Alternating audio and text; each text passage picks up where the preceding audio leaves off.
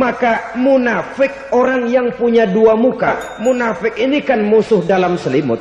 Di belakang kita dia caci maki kita. Maka demikian rupa watak orang munafik Allah benci betul. Orang-orang munafik di dasar jurang neraka yang paling bawah, keraknya neraka, yang merusak akhlak kepada Allah. Sebab munafik sangat berbahaya, membahayakan umat, membahayakan agama. Di depan kita mereka ngaku pura-pura menyembah batu, menyembah patung, menyembah berhala yang mereka buat sesuai dengan kekayaannya masing-masing. 360 berhala di sekeliling Ka'bah merupakan bukti nyata dari sesembahan mereka. Yang kaya membuat berhala dari emas lalu disembah. Yang setengah kaya bikin patung dari perak lalu disembah.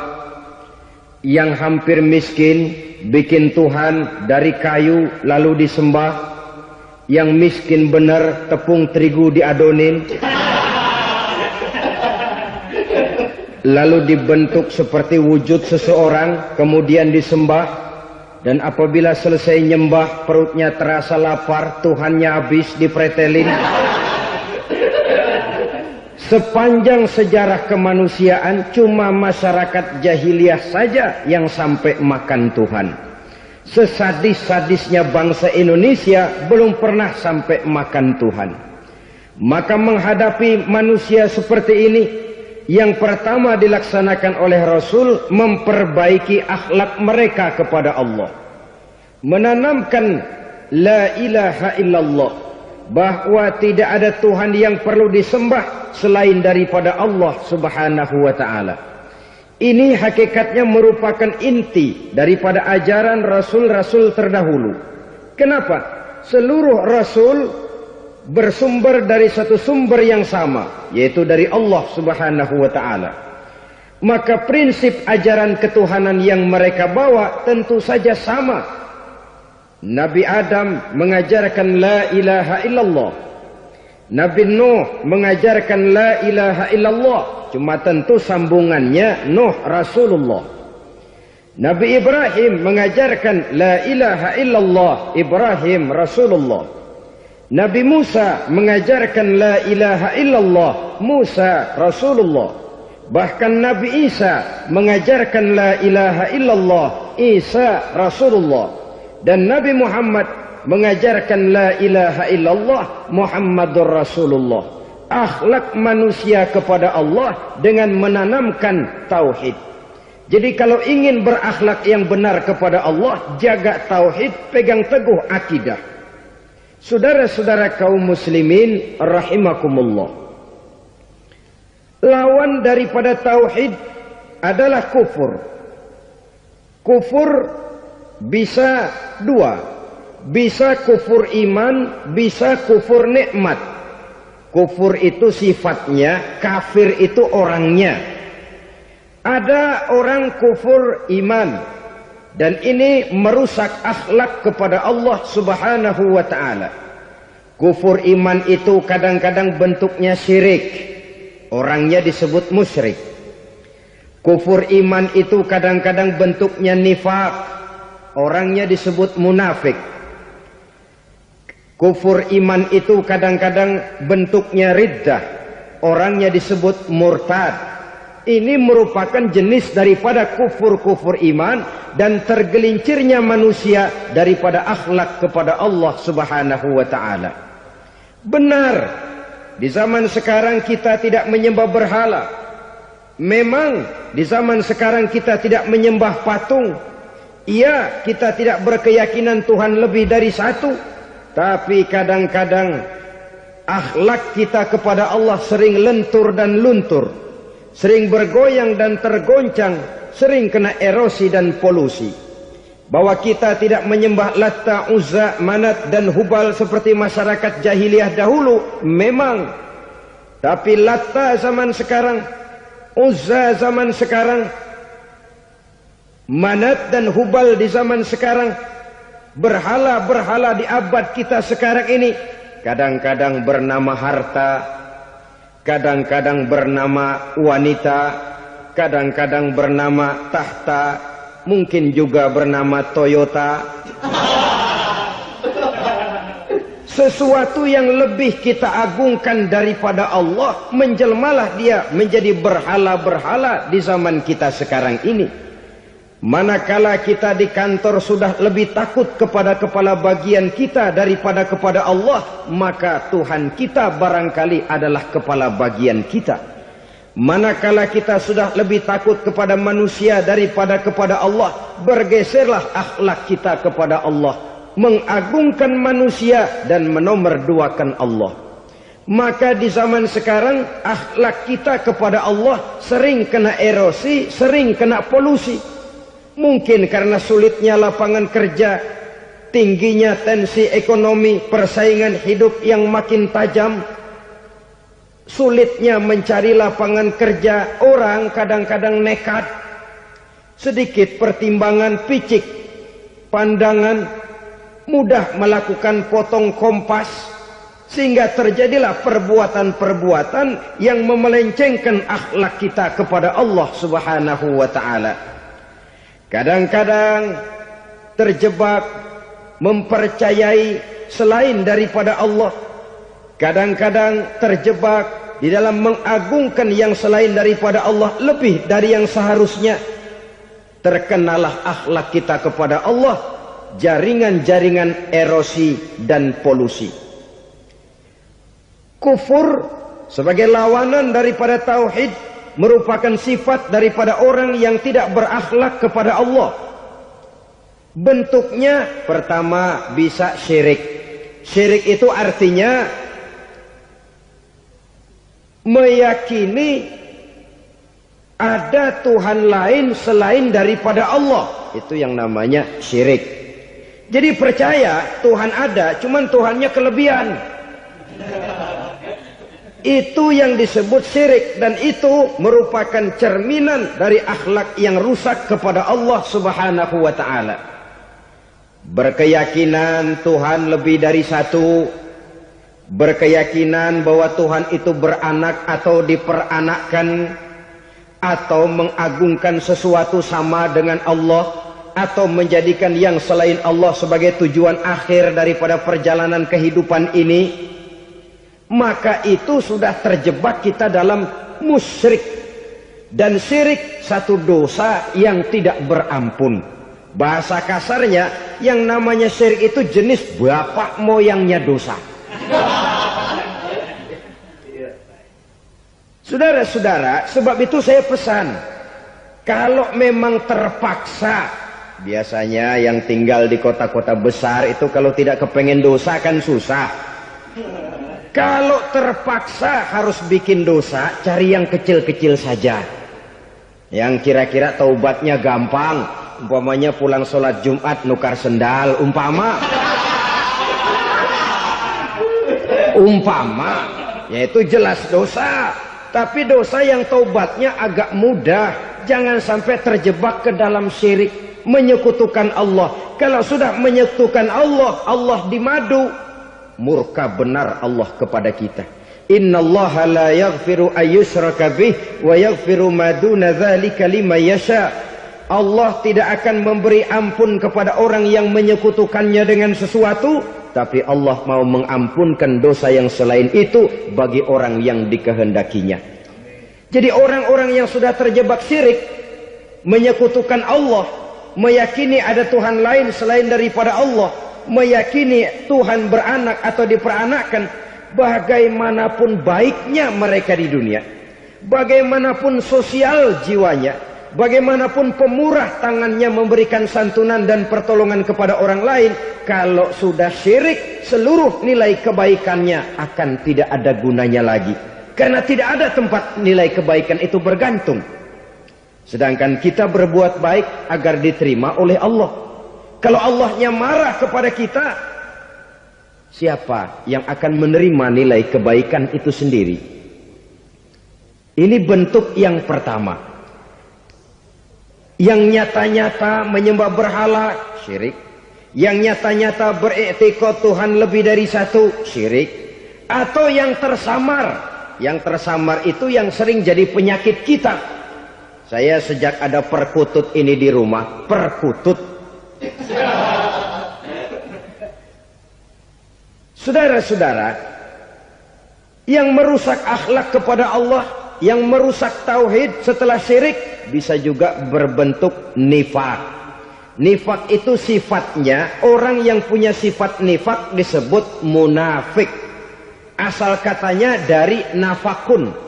Nafakun itu satu lubang yang punya dua muka, seperti goa, ada tempat masuk, ada tempat keluar.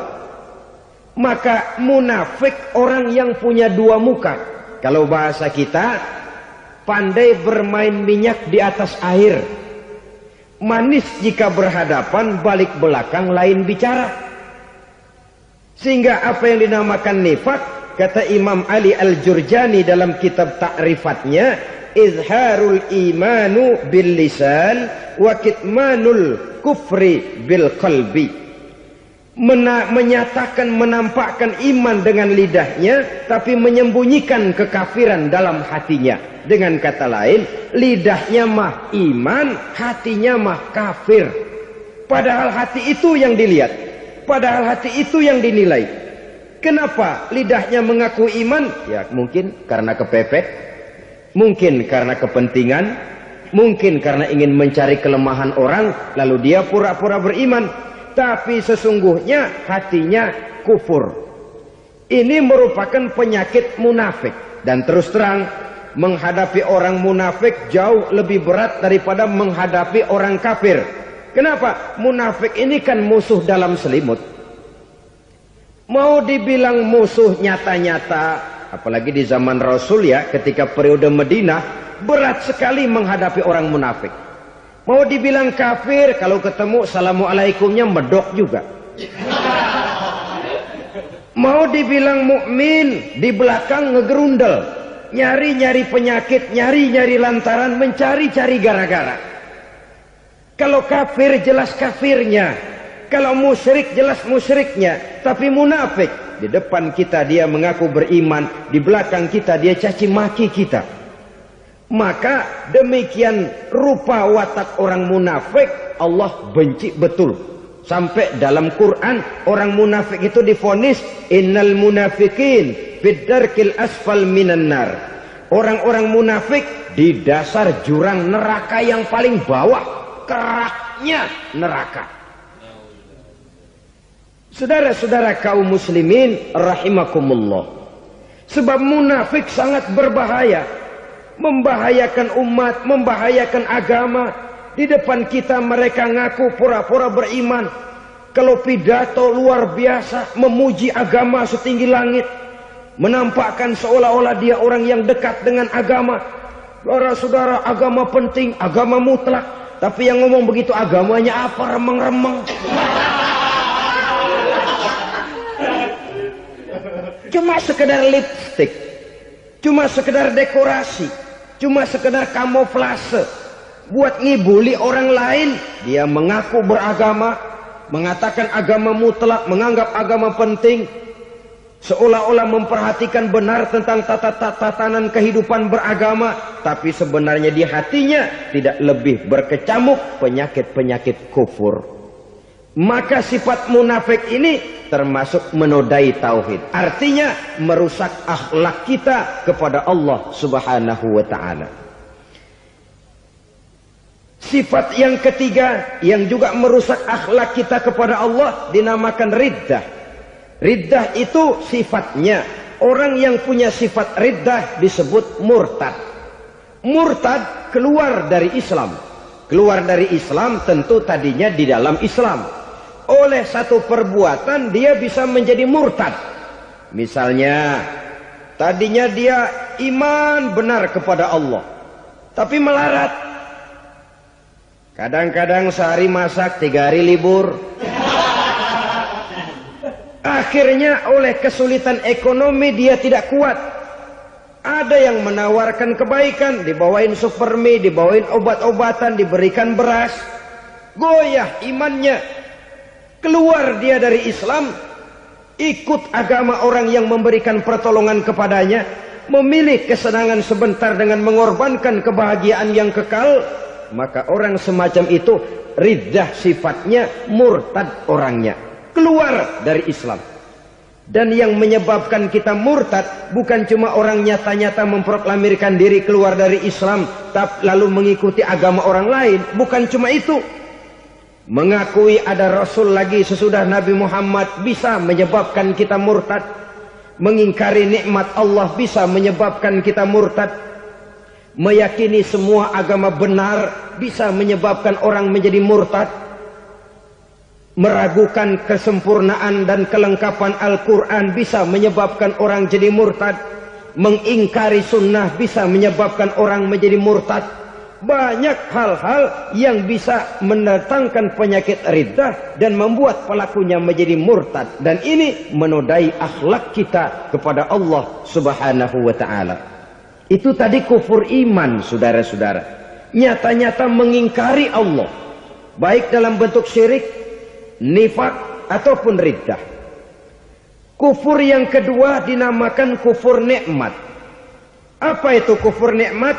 Sitru ni'matil mun'im au ya'malu fi mukhalafatil mun'im. Menutup-nutup nikmat Allah atau melakukan perbuatan yang menentang, bertentangan dengan kehendak yang memberikan nikmat. Jadi kufur nikmat pertama, nutup-nutupin Tuhan. Tuhan jalingin. Duit lu banyak amat, dari mana? Gua kerja. Lalu kerjanya nomor satu. Orang yang berakhlak kepada Allah, dia akan menjawab, kamu uangnya kok banyak, dari mana? Rizki dari Allah. Caranya, saya kerja.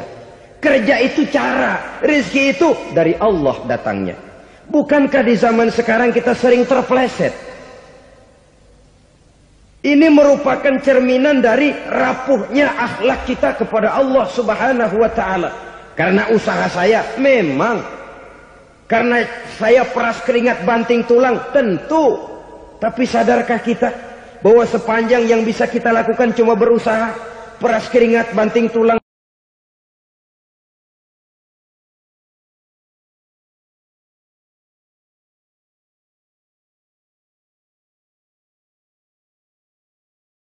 soal rizki, soal jodoh, soal maut, kitakah yang mengatur? Kitakah yang menentukan? Subhanallah. Manusia sungguh tidak berdaya menghadapi tiga hal paling pokok ini. Rezeki, kita cuma bekerja. Kitakah yang menentukan? Tidak. Kita berusaha saja, rezeki belum pasti dapat. Apalagi kalau kita tidak berusaha. Jangan terjebak dalam fatalisme. Belum perang udah nyerah. Emang dasar rezeki datangnya dari Tuhan, gak usah kerja, dan ntar juga kalau dia datang. Dari mana datangnya? Kerja saja belum tentu dapat rezeki, apalagi kalau tidak kerja. Yang jelas usaha perlu kepastian, itu urusan Allah. Ini akhlak kepada Allah subhanahu wa ta'ala. Jodoh juga begitu. Kita berusaha, kita berupaya, Allah menghendaki lain jadinya. Maut juga begitu. Siapa sih yang pengen ngadepi maut? Siapa sih yang pengen mati? Siapa sih yang pengen ketemu malaikat Israel? Tidak seorang pun kalau ditanya, kecuali mereka yang putus asa ya. Kalau otaknya masih normal, mau mati mesti belakangan dulu dari dikit. Tapi yang satu itu, saudara, kalau dia sudah datang, tenaga mana yang bisa menolak? Kalau dia sudah berkunjung, kekuatan mana yang bisa menghindar?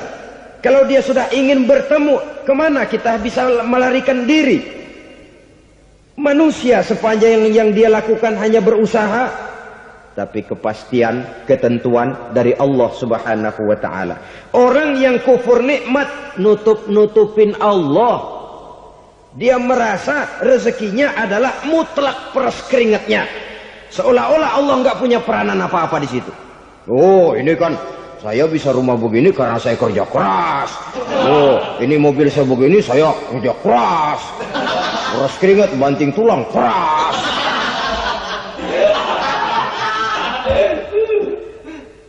Saudara-saudara kaum muslimin rahimakumullah. Jadi menutup-nutupi Allah. Akibatnya nanti kalau dia berhasil, Allah ketutupan. Kalau dia gagal, orang lain dicaci maki, dicari kambing hitam. Yang kambing hitam kan mahal. Karena orang sering cari-cari kambing hitam. Jarang orang mau jujur kalau bertemu kesulitan lalu mencari sebab pada dirinya sendiri. Yang paling enak ya nyalain orang. Lo begitu. Orang lain yang paling enak kita salahin. Au ya'malu fi mukhalafatil mun'im, atau dia melakukan sesuatu yang tidak sesuai dengan kehendak yang memberikannya nikmat. Diberikan kita tangan, mulut sih nggak berhenti. Terima kasih Tuhan, alhamdulillah saya dikasih tangan. Cuma nih tangan enteng mat nabokin orang mulu. Itu sudah mukhalafatul mun'im, bertentangan dengan kehendak yang memberikan nikmat. Diberikan harta, mulutnya mah basah. Terima kasih Tuhan, alhamdulillah dikasih harta. Tapi pelitnya minta ampun. Kikir, koret, medit. Ini juga termasuk kufur nikmat. Mempergunakan suatu nikmat bertentangan dengan kehendak daripada yang memberikan nikmat itu sendiri. Saudara-saudara kaum muslimin rahimakumullah. Oleh karenanya kufur iman memang lebih bahaya daripada kufur nikmat. Tapi jangan lupa, kufur nikmat bisa menyeret orang kepada kufur iman. Nah kalau Allah udah dialingin, Tuhan sudah dinomor duain, lama-lama kenapa dia tidak mendewakan dirinya sendiri? Mendewakan pangkatnya, mendewa-dewakan otaknya, mendewa-dewakan kemampuannya. Pada awalnya dia memang cuma kufur nikmat, tapi lambat laun kalau ini tidak diobati secara pasti orang akan mengarah kepada kufur iman. Bisa berbentuk syirik, bisa berbentuk nifak, bisa berbentuk riddah. Saudara-saudara, oleh karena itu menjaga akhlak kepada Allah mutlak penting. Sebab apa? Kita tidak berakhlak kepada manusia saja, kita dikucilkan dari pergaulan. Kalau kita tidak berakhlak kepada Allah, dikucilkan oleh Allah. Hadis qudsi menyatakan, man lam yashkur ala na'ma'i wa lam yasbir ala bala'i falyakhruj min tahtis sama'i falyatlub rabban siwaya.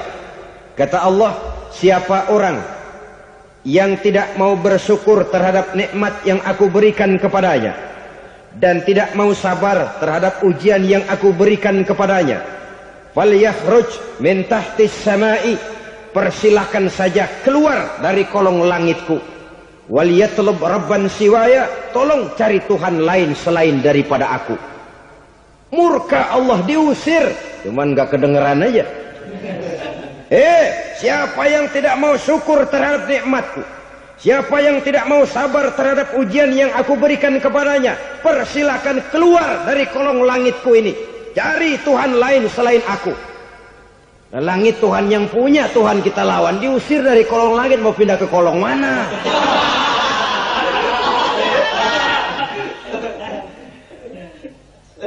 Jadi jangan merasa kufur nikmat kan enteng. Iya, kelihatannya begitu, tidak sebahaya kufur iman. Tapi kufur nikmat ini merupakan anak tangga yang kalau kita sudah mulai naik, kita akan naik terus sampai kepada tingkat di mana kita mengalami kufur iman.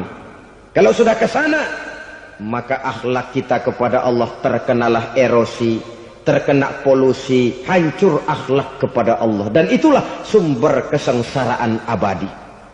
Kalau cuma kita tidak berakhlak kepada manusia, barangkali resikonya cuma kehidupan di dunia ini. Mungkin juga ada kehidupan akhirat. Tapi kalau sudah tidak berakhlak kepada Allah, dunia akhirat kita rugi dan celaka. Maka pada kesempatan ini saya mengajak, marilah jaga baik-baik akhlak kita kepada Allah. Satu kali kita bertauhid, sampai mati kita bertauhid. Satu kali la ilaha illallah, jangan tergelincir lagi kita keluar daripada kalimat itu. Satu kali kita bertuhankan Allah, jangan bertuhan yang lain selain daripada Allah.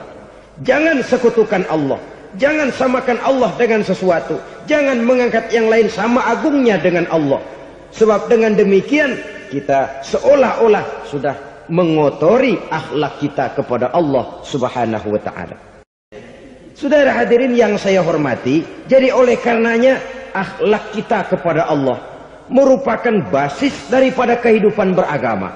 Kalau itu sudah mulai rapuh, mulai terkena erosi dan polusi, mulai rusak, dikhawatirkan nanti nilai ibadah kita kepada Allah juga akan turut ambruk karenanya.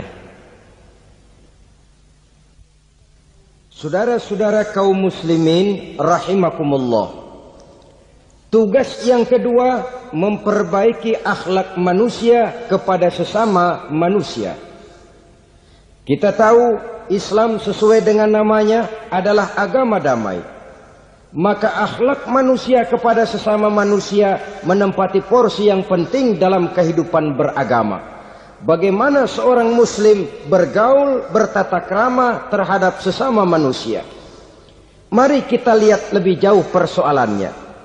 Untuk memudahkan pembicaraan dari kacamata agama, kita kelompokkan saja manusia itu dalam dua. Pertama yang seiman dan yang kedua yang tidak seiman. Yang tidak seiman itu kita sebut saja kufur atau kafir. Nah, kepada yang kafir pun kita diajarkan untuk berakhlak. Apalagi kepada yang memang nyata-nyata seiman, sekeyakinan, seakidah. Kemanapun Islam datang, ke negara manapun ia masuk, ia tidak menaburkan kerusakan. Jadi tidak benar kalau orang pernah itu menggambarkan, saking sentimennya seorang orientalis pernah menggambarkan Nabi Muhammad di tangan kirinya Quran, di tangan kanannya pedang. Menggambarkan seolah-olah Islam dikembangkan dengan kekerasan. Sebenarnya tidak sama sekali. Kalaupun dalam sejarah perkembangan Islam pernah terjadi perang, maka perang dalam Islam sesungguhnya apabila kita amati sejarahnya bukan untuk memaksakan agama. Karena memang agama tidak bisa dipaksakan.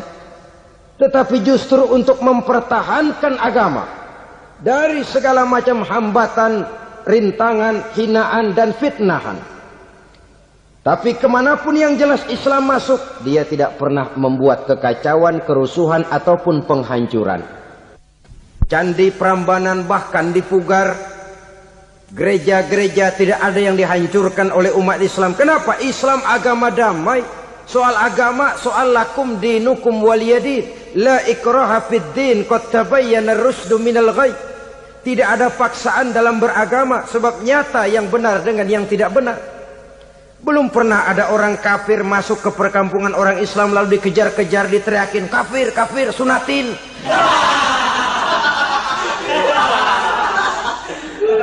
Belum pernah. Kenapa? Islam menghormati orang lain agama. Nah, yang kafir ini macam-macam saudara. Ada kafir harbi. Nah, ini kafir kerok. Ini kafir yang nyata-nyata memproklamirkan permusuhan kepada umat Islam. Nyata-nyata mengganggu ketenangan umat Islam. Kafir yang seperti ini yang boleh diperangi. Misalnya kita mau sembahyang Jumat dijagain, nggak boleh sembahyang Jumat, getok palanya. Kafir harbi artinya tantangan perang datang dari mereka, bukan kita yang mulai, mereka yang buka front. Prinsipnya umat Islam tidak boleh mencari-cari musuh, tapi pun tidak boleh lari kalau ketemu musuh. Musuh jangan dicari, ketemu jangan lari. Karena itu kesan seolah-olah umat Islam ini teroris, umat Islam ini destroyer, umat Islam ini sering menimbulkan keonaran, kerusakan. Sungguh satu fitnahan yang sangat keji. Umat Islam adalah umat yang cinta damai. Islam di masa perkembangannya masuki Eropa melalui Selat Gibraltar, Jabal Tariq, memasuki Spanyol. Islam tidak pernah meruntuhkan gereja. Islam tidak pernah membunuh orang-orang Nasrani.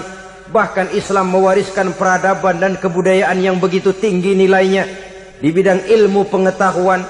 Sampai ketika itu Barat banyak mengkaji, ilmu pengetahuan dari dunia Islam.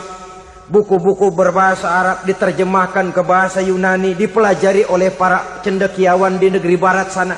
Mereka mengambil manfaat yang banyak dari masuknya Islam ke Eropa. Sementara gereja tetap berdiri dengan megahnya.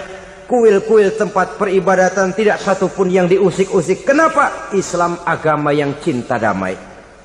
Asal dia tidak diganggu, asal kehormatannya tidak dihinakan. Jadi kafir harbi, kafir yang nyata-nyata nantang perang, ngajak berkelahi. Itu kafir yang nyari penyakit. Kafir harbi ini boleh diperangi dengan catatan mereka yang memang mulai. Yang kedua, kafir zimmi. Kafir zimmi, kafir yang hidup di tengah mayoritas muslim, tapi mereka mau hidup dengan aman, damai, tenang. Mereka wajib dilindungi. Bahkan Nabi pernah memberikan satu jaminan, man azazimmiyan faqad azani. Siapa yang mengganggu orang kafir zimmi sama saja dengan mengganggu saya. Kehormatannya dijaga, harta bendanya dilindungi, anak istrinya pun dilindungi. Dan ini jadi kenyataan. Saudara bisa lihat di negara-negara yang mayoritas penduduknya beragama Islam, orang-orang kafir di luar Islam hidup dengan tenang, aman, damai. Di Saudi Arabia, di luar tanah haram, di luar Mekah dan Madinah, banyak orang-orang kafir mencari nafkah. Mereka tenang, aman, dilindungi undang-undang. Begitu di Mesir, begitu di negara Indonesia yang berdasarkan Pancasila ini. Kehidupan beragama menimbulkan gairah, rukun, tenang, aman, damai, sepanjang tidak saling ganggu, tidak saling usik, menghargai orang yang sudah beragama, tidak menjadikan penganut suatu agama sebagai sasaran dari dakwah agama lainnya. Saudara-saudara kaum muslimin rahimakumullah. Jadi memang oleh Al-Quran kita dianjurkan asidda alal kuffar ruhama bainahum. Tegas kepada orang kafir, kasih sayang kepada sesama muslim. Tapi tegas bukanlah berarti marah-marahan, bukan berarti musuh-musuhan, bukan ngajaki perang. Tegas dalam arti punya garis tentang kehidupan beragama. Lakum dinukum waliyadin. Soal kehidupan sosial, mari kerjasama. Bangun jalan, ayo rame-rame. Siskamling, mari bebarengan. Bikin puskesmas, mari sama-sama. Tapi kalau sudah soal agama, itu tidak perlu ada toleransi agama. Yang perlu toleransi antar umat beragama. Kalau umatnya mau kerjasama silakan, tapi tidak menyangkut soal ibadah. Jangan kerjasama di bidang ibadah. Itu kerjasama yang salah pasang, saudara-saudara. Sehingga dengan demikian toleransi adalah menyangkut kehidupan antar umat beragama. Sedangkan agama sendiri punya kapling yang nyata. Sehingga dengan demikian tegas kepada orang kafir dalam arti kita punya satu kepribadian. Tidak ngambang. Enggak lalu kalau ditanya orang, sebenarnya agama lu apa sih? Gua mah gimana musimnya aja. Agama pakai musim kayak rambutan. Akhirnya ya begitu musim-musiman. Ke masjid kelihatan, ke gereja hayo, ke candi nongol, ke apa? Bingung malaikat bagaimana nyatetnya nih bocah ini. Di mana aja ada. Kita punya satu kepribadian. Saya muslim dan garis saya ini lakum dinukum waliyadin. Bagi Tuhan persilakan agama Tuhan, bagi kami agama kami. Kami hormati Tuhan, Tuhan hormat kepada kami. Tapi soal agama, kaplingnya jelas. Kerjasama, mari urusan muamalah, bidang sosial. Yuk kita siskamling sama-sama dengan orang lain agama. Mari jaga kerukunan, kesatuan, persatuan, kekompakan. Perbaiki jalan yang rusak, mari sama-sama. Mendandani jembatan yang runtuh, mari sama-sama. Tapi sembahyang, kaplingnya lain-lain. Sebab Nabi juga dulu pernah ditawarkan begitu loh sama kafir jahiliyah dulu Quraisy itu. Sudah Muhammad, sekarang begini saja, kita join aja daripada marah-marahan. Hari ini saya menyembah Tuhanmu Allah. Besok gantian kamu menyembah Tuhan kita Latta, Uzza, Manat dan Hubal. Turun, qul ya ayyuhal kafirun la a'budu ma ta'budun. Soal ibadah kaplingnya jelas, tidak boleh dicampur adukkan. Sebab kalau tidak, kita akan mulai kehilangan identitas diri. Dan disitulah krisis kehidupan keyakinan beragama dimulai. Dari krisis identitas. Hujan gede kan mulainya gerimis dulu. Di mana-mana ya gerimis dulu. Gerimis makin lama makin gede. Kita akan mulai dengan kehilangan identitas diri. Dari sana nanti kita malu mengakui keislaman kita. Kalau orang Islam malu mengakui keislamannya, ini kan ironi, menyedihkan. Ngakui Islamnya saja malu, menonjolkan keislamannya malu. Tidak ada rasa bangga beragama. Padahal ini modal dasar. Hanyalah dengan rasa bangga beragama kita lalu konsekuen. Bangga yang tidak konsekuen, wah pokoknya kan gua kan Islam, agama yang paling benar. Tapi hidupnya sendiri jauh dari tuntunan Islam. Itu bangga yang tidak beralasan, bangga yang tidak perlu dibanggakan sebenarnya. Kebanggaan yang membuat kita konsekuen dan dekat dengan kehidupan beragama. Jadi dengan demikian saudara-saudara, kepada non-muslim kita juga harus berakhlak. Bukankah ini sudah dicontohkan oleh Rasul? Bagaimana beliau disambiti orang di Taif, yang menyambiti malah didoakan. Bagaimana Suraqah mau membunuh beliau, malah Suraqah didoakan. Bagaimana Abu Jahal dan Abu Lahab saking mangkalnya. Ini Abu Jahal pernah gali lubang di kamarnya sendiri, di depan tempat tidurnya. Setelah dia gali lubang, ditutupin pakai keraras korma. Lalu dia tarik selimut, belagak meriang. Dia pesan pesuruhnya, bilangin Muhammad, encangnya meriang. Pamannya sakit, minta ditengokin. Nabi dengan segala husnuzonnya berangkat nengokin. Abu Jahal dari balik selimut ngintip. Itu dia Muhammad, itu dia tuh. Dia tuh masuk Dani, masuk. Mulai dia jalan, seneng Abu Jahal. Terus dah. Begitu ke pelosok, masuk ke lubang, gue pendem terus lalu. Memang niatnya mau mencelakakan Nabi. Sudah tinggal beberapa langkah lagi Nabi akan berjalan ke arah lubang itu. Malaikat Jibril ngasih tahu, Muhammad, Abu Jahal pamanmu cuma pura-pura sakit. Di depan tempat tidur itu ada lubang sudah dia gali untuk menjerumuskan kamu. Sudah balik pulang. Balik badan Nabi. Sudah hampir mau melangkah, kakinya malah muter pulang. Abu Jahal yang ngelihat Nabi sudah hampir jatuh nggak jadi, balik pulang. Lupa kalau lagi sakit.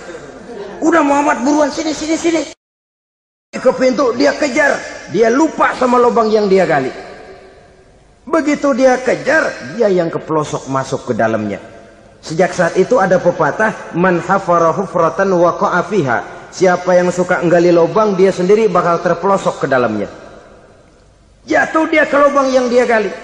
Padahal ya paling banter 2 atau 3 meter paling dalam. Dari dalam lubang itu dia teriak-teriak, Muhammad, tolongin, pamanmu kecebur. Kasih tahu Muhammad, kasih tahu, datang lagi lah pesuruhnya. Muhammad, pamanmu Abu Jahal kecebur, minta tolong diangkatin. Sudah diulur tambang, habis sambung lagi, nggak bisa sampai. Masa iya, cuma kamu yang bisa nolong. Apa yang dilakukan Nabi? Balik mau nolongin. Akhlak. Kita kalau ada orang gali lubang buat nyeburin kita, dia sendiri yang kecebur. Gorok gua kagak lemin loh. Mati sekalian dah. Nabi mah enggak, balik nolongin tuh Abu Jahal. Kenapa paman kecebur? Iya Muhammad, tolong, tambang udah diulur-ulur, sambung-sambung nggak sampai. Aduh kasihan paman, nih pegang tangan saya. Nabi cuma ulurin tangan, nyampe dipegang oleh Abu Jahal. Diangkat ke atas. Nyampe atas, apa kata Abu Jahal?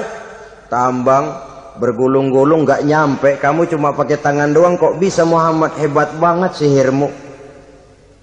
Mukjizat dia bilang sihir, udah ditolongin nyelak lagi, kan yang enak kita injak palanya.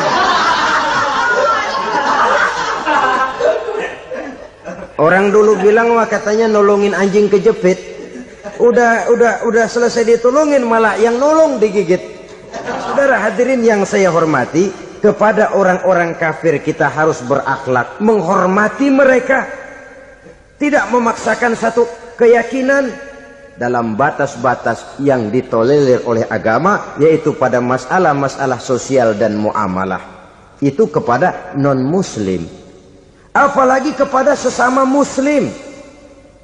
Baik akhlak kepada orang tua, akhlak kepada guru, akhlak kepada jiran atau tetangga, itu semua termasuk dalam akhlak kepada sesama manusia.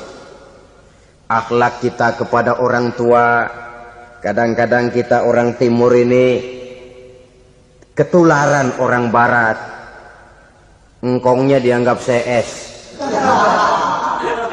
Salaman main kedet aja, halo kong. Engkongnya bahalo dibengong. Saudara-saudara kaum muslimin rahimakumullah, akhlak yang tua kepada yang muda, akhlak yang muda kepada yang tua, kepada jiran dan tetangga, kepada sanak famili dan handai tolan, pendeknya kepada sesama muslim. Tetangga ada haknya, ada hak tetangga yang kalau kita berakhlak itu harus dipenuhi. Contoh kecil, kalau saya beli radio, itu saya dong boleh berpikir, ini radio saya beli pakai uang saya setel di rumah saya, sekeras-kerasnya ada apa sama orang lain? Radio gua, yang beli gua pakai duit gua, gue setel di rumah gue, ada urusan apa sama orang lain? Itu kalau menurut saya. Tapi tetangga sebelah saya kan bisa juga ngomong begitu. Mata gue yang ngantuk, gue tidur di rumah gue, kenapa suara radio lu masuk kemari? Ketika itulah lalu kebebasan saya nyetel radio dibatasi oleh kebebasan tetangga saya yang mau tidur. Ini sudah akhlak namanya. Umpamanya lagi ada Nabi ajarkan, iza tobakhta maraqatan fa'akthir ma'aha wa ta'ahad jiranaka. Kalau kamu masak sayur, banyakin kuahnya, bagiin tetangga kamu. Bukan bagiannya itu yang jadi soal, tapi akhlak kepada tetangga. Udah tahu tetangganya kelaparan, diseksa, goreng ikan asin, se-RW baunya ngayap, kembang kempis orang nungguin. Saudara hadirin ma'asyiral muslimin rahimakumullah. Jadi dengan demikian, kalau sudah kembali kepada orang-orang yang nilai imannya sama dengan kita, apapun organisasinya, apapun baju yang mereka pakai, kaos yang mereka pakai, jaket yang mereka pakai, kalau sudah seakidah, seiman, jaga akhlak kita. Pendapat boleh berbeda, kaos boleh tidak sama, jaket boleh beraneka warna, bendera boleh beragam-ragam, tapi ukhuwah Islamiyah ini utamakan. Adalah lebih baik mencari persamaan dalam kehidupan dan bukan memperbesar perbedaan.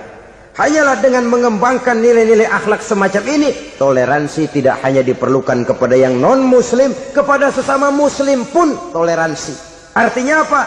Jangan memponis amalan orang lain. Yang usolli, yang tidak usolli, berjalanlah menurut keyakinannya masing-masing. Jangan lalu memponis, itu namanya nggak toleransi. Kamu nggak pakai usolli ya? Enggak. Brengsek. Kamu pakai usolli ya? Iya. Bid'ah. Lah dua-duanya kagak yang bener. Kalau yang sembahyang kagak bener, bagaimana yang kagak sembahyang? Apa itu yang bener? Toleransi, setuju dengan perbedaan pendapat, jangan memponis amalan orang lain. Karena kita hanya beramal, hak menerima adalah Allah Subhanahu wa ta'ala. Jangan sebentar-bentar mencap bid'ah dolalah, finnar, neraka. Kayaknya neraka kapling orang tuanya kali. Gampang bener masukin orang ke neraka. Kita kadang-kadang bisa toleransi dengan orang luar, tapi kepada sesama muslim toleransi tidak sanggup kita adakan. Mengklaim merasa kita yang benar, orang lain salah semua, itu tidak toleransi namanya. Mentang-mentang jadi ustadz, nih satu-satunya ustadz di sini ya, semuanya mesti ngaji kemari. Kalau nggak ngaji kemari Islamnya kurang tapi bener. Toleransi. Saudara-saudara kaum muslimin rahimakumullah, lapang dada menghargai orang yang berbeda pendapat, apalagi kalau perbedaan pendapat itu menyangkut hal-hal yang tidak prinsipil, menyangkut hal-hal yang sekunder dalam kehidupan beragama, menyangkut masalah-masalah yang dalam bahasa fikih disebut soal-soal furu'iyah. Tidak usah menyebabkan kita bersih tegang. Kepala sama hitam pendapat boleh berbeda dan halal. Bahkan Nabi mengatakan ikhtilafu ummati rahmatun. Perbedaan pendapat di kalangan umatku bahkan menjadi rahmah, sepanjang perbedaan pendapat itu diiringi dengan rasa toleransi. Tapi kalau sudah main baku hantam, main klaim, memponis orang lain, akhirnya timbullah keretakan. Jangan heran kadang-kadang satu masjid dua kelir. Ya soal kelir boleh kelar-kelir, boleh kelar-kelir. Tapi kalau harus terlalu mencolok menyebabkan timbulnya keretakan, saya kira yang akan turun bukan lagi rahmah tapi bala. Bala akan menimpa kita, jatuh kita menjadi umat yang lemah. Oleh karena di antara kita sendiri, sesama kita tidak pandai bertoleransi, tidak lapang dada. Ada anak muda kelihatannya mau majuan dikit, yang tua curiga. Nih, kalau dia maju pasaran gua bangkrut dong nih. Lalu ditekan tuh anak ditekan melejit. Kadang-kadang yang tua maksudnya baik, mau memelihara, yang muda salah terima. Kan tua kejemur. Dari dulu sampai sekarang gitu-gitu doang. Anak kemajuannya. Padahal yang tua barangkali maksudnya juga baik, mau memelihara. Sebenarnya kalau kita bisa mencoba mencari titik temu dengan alur komunikasi, tidak merasa diri yang paling benar, tapi toleransi, boyak menerima pendapat orang lain, setidaknya mau mendengar omongan orang. Yang susah kalau udah kena penyakit nggak mau ngerti omongan orang, nggak mau nerima pendapat orang. Kodok di kolong tempayan, cukeng kayu asem, asal ijo udah ijo aja ijo dah. Nggak ngerti omongan orang, yang kayak begini yang orang jadi kesandung. Oleh karena itu saudara-saudara, alangkah nikmatnya kehidupan ini apabila kita menyadari kita ini ummatan wahidah, satu umat yang satu, yang diikat dengan akidah. Kalau kepada yang non muslim saja kita diajarkan untuk berakhlak, apatah lagi kepada yang seiman, seakidah, sekeyakinan. Wajarkah perbedaan pendapat yang kecil-kecil lalu menyebabkan kita bertolak belakang, cerai-berai, centang perenang? Bila bertemu di jalan yang satu menyisih ke kiri, yang lain menyingkir ke kanan. Kalaupun juga bercampur di tengah kumpulan orang banyak, persis air dengan minyak. Yang atu melengos, yang atu madep mojok. Orang lain senyum, dia mau pada manyun. Saudara-saudara kaum muslimin rahimakumullah, realita ini walaupun tidak enak, pahit, tapi masih hidup di sebagian masyarakat kita. Ini yang perlu kita atasi. Soal toleransi kepada orang lain, sejarah sudah membuktikan. Mari kita jangan cuma bisa mengajak orang lain, umat lain untuk bertoleransi dengan kita, tapi kepada sesama kita. Toleransi ini perlu kita tegakkan, perlu kita bina, terutama di dalam kita menuju bentuk ideal daripada konsep ukhuwah Islamiyah ini, yang memang selalu kita akan cari bentuk-bentuk idealnya sejalan dengan perkembangan situasi dan kondisi yang dihadapi oleh umat. Perbedaan organisasi, perbedaan kepentingan organisasi tidak seharusnya menyebabkan kita merasa meremehkan orang lain dan mengangkat diri, mengklaim diri sebagai yang ter. Jadi dengan demikian, apabila yang pertama tadi akhlak kepada Allah dinamakan hablum minallah, maka yang kedua ini merupakan hablum minan nas. Jikalau baik akhlak kita kepada Allah, baik akhlak kita kepada manusia, nikmat rasanya menjalani kehidupan. Kadang-kadang orang akhlaknya kepada manusia baik, tapi kepada Allah tidak baik. Hormat sama yang tua, menyayangi yang muda, sama tetangga rukun, tapi sama Tuhan nggak mau sujud. Ini baik kepada manusia, tapi tidak berakhlak kepada Allah. Atau sebaliknya, sujudnya sama Allah mah tekun, bener khusyuk, bahasanya juga fasih, luar biasa. Tapi sama manusia sombong, takabur, ujub, merasanya dia doang yang paling benar. Sebab iblis itu ya, itu kadang-kadang datang lewat hati, dan memang selalu markasnya di situ. Kalau dia tidak bisa menggoda kita dengan yang lain, dia tumbuhkan sifat ujub. Dia bisikin, wah memang di kampung ini yang paling banyak ibadahnya ente. Yang lain mana, lihat tuh kerocok semua.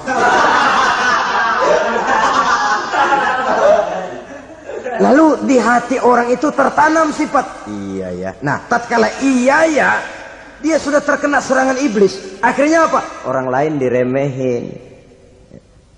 Asalnya kagak mau sembahyang aja diajak salaman udah najis aja dah. Ketemu juga mukanya ditekuk 4. Akhirnya bukan ngajak malah ngenyek, ngina. Lah orang dihina makin jauh, makin tidak tersentuh. Bukan cara itu yang diajarkan oleh Rasul. Bahwa orang tidak mau sholat, tugas kita mengajak. Soal dia tidak sholat, itu dosa dia kepada Allah.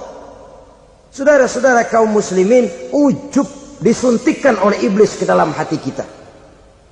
Sujudnya kepada Allah benar, tapi akhlaknya kepada sesama manusia merasa paling benar sendirian, merasa orang lain salah semua.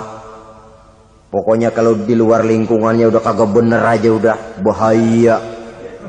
Saudara-saudara, ini juga penyakit yang disuntikkan oleh iblis. Sebab iblis itu tipu dayanya luar biasa, strateginya lihai.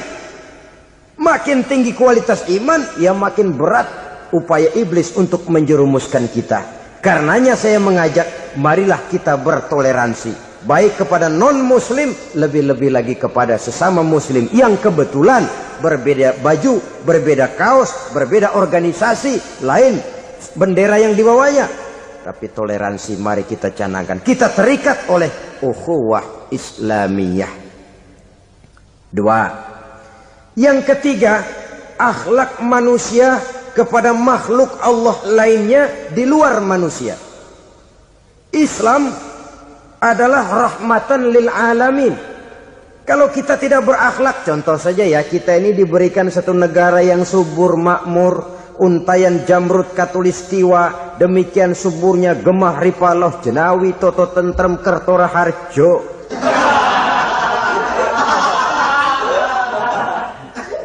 Alam yang begini indah, alam yang begini subur, kalau kita tidak berakhlak kepada alam, kita kuras sumber daya alam, kita tebangi hutan secara liar, kita gunduli bukit, merusak alam, pembalasannya akan kembali kepada kita. The natural of law, kata orang kulon, sunnatullah, itu nantinya akan membawa malapetaka. Kesuburan yang kita lihat akan bisa berubah menjadi gurun pasir yang kerontang, gersang dan tandus. Karena apa? Kita mengeksploitir alam lebih dari yang seharusnya, tidak berakhlak kepada lingkungan di mana kita tinggal. Saudara-saudara, dengan berakhlak kepada Allah, berakhlak kepada sesama manusia, berakhlak kepada makhluk Allah di luar manusia, baik flora maupun fauna, maka mudah-mudahan akan terciptalah satu ekosistem, satu lingkungan hidup yang membuat kita nikmat menjalani kehidupan ini. Inilah saja yang kita bicarakan pada pertemuan kali ini. Marilah kita membina nilai-nilai akhlak walaupun berat tantangannya. Sungguh lebih baik rakyat rendah yang berakhlak tinggi daripada pejabat tinggi yang berakhlak rendah. Karena nilai manusia pada akhirnya ditentukan oleh akhlaknya itu. Usikum wa nafsi bitaqwallah. Wassalamualaikum warahmatullahi wabarakatuh.